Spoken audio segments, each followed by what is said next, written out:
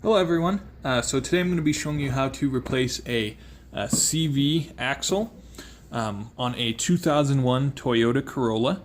The other day I noticed when I opened the hood that there's a bunch of grease splattered up on my driver's side. And so I looked more into it, took the tire off. I could see that one of these boots on the axle on my Corolla had split wide open and shot grease everywhere. And so there's two options. Well, there's three options of what you could do in this situation. First, there's two types of boots that you could replace it with. There's ones that glue together, that basically you wrap around the axle here and you glue it together. So you don't have to take anything off, and you just cut the old one off and then re-put these metal rings back on because you're getting new ones with it. Supposedly those will split open at higher speeds. You could get a full piece boot, and what you have to do is essentially what I'm going to do today. So I figured for an extra $40 I could make sure that I got a brand new axle, so it's going to take the same amount of work. But the issue is, if you have your boot split open, dirt and rocks can get in there and really screw up all of the bearings in there. And so just replacing the whole axle for an extra $40, it's the same amount of work. So I figured I'd just do that. So let's get started. So some of the first things you're going to want to do is, of course, take the hubcap off.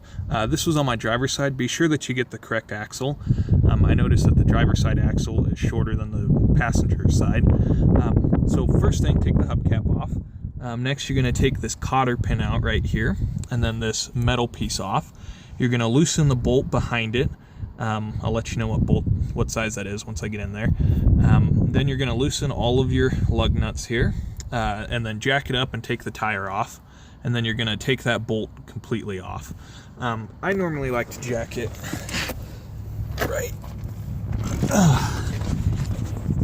right here on the frame. I'll normally put my jack right here and then a jack stand right here. So you're probably gonna have to go out and buy this because I didn't have one, but it takes a 30mm ratchet to be able to get that bolt off. I put some lube on there and loosened it off. It took quite a bit. You might want a breaker bar as well. Well, you'll definitely need one. So next you're gonna take a hammer and just tap on this, just trying to break it loose there. So with your hammer, you're gonna tap the center bolt here, and as you tap it, you'll see it slightly move. Now, you don't want to tap it all the way through, or you could really mess some stuff up. So next, you're going to get this lower part of the A-arm off right here. And to do that, there's 3 bolts just right here. They're all 17, so those need to come off. And then take either a screwdriver or a pry bar or a crowbar and just wedge it in here and then pop this whole thing down. So here's actually a really good shot of, see how it's split open there, and it just threw grease everywhere. See it all down there. So anyways, what you're gonna wanna do is you're gonna put an oil pan under it, because this is the axle that you're gonna be pulling out right there. These 3 bolts, you loosen them. Let's see if I can get them, there we go. And what you need to do is you need to take like a screwdriver or pry bar or something, and you need to pry them off of these 2 bolts here. You just kind of wedge it between there and pull it up, and eventually get them off. It takes quite a bit of working, and you don't want to break anything or ruin the ball joint here. So you're going to do that. Next, what I'm going to do is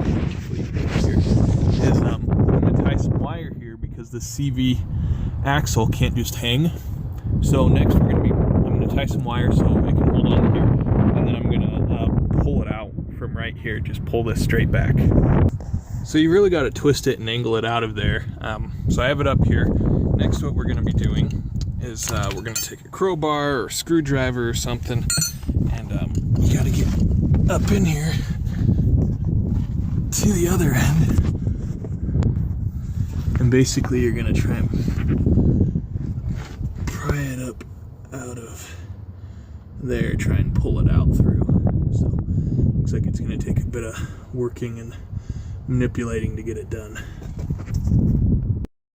Okay, so looking at it again, what you're going to do is you're going to take your crowbar. You're probably going to get I think it's transmission fluid might come out a little bit, not the entire amount.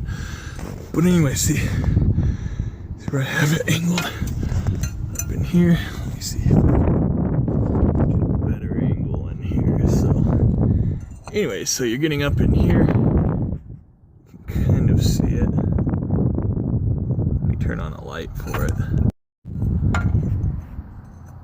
Okay, so you can see right there where I have it wedged, and you're gonna, just pry it, try and pop it out. Might take a hammer or two to the end here to pop that right out. Okay, so this was definitely the hardest part of the entire project. As you can see, I got it out.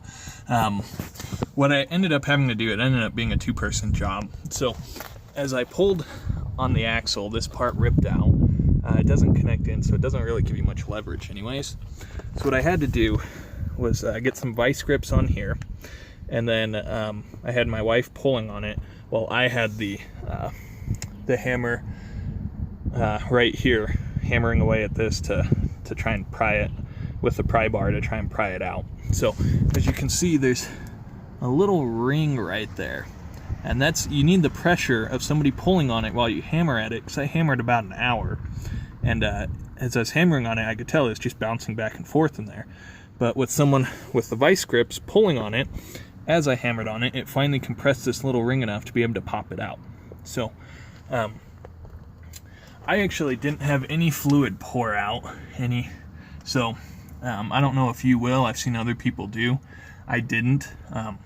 So anyways, the installation is obviously going to be reverse of this. So hopefully this was helpful, and thanks for watching.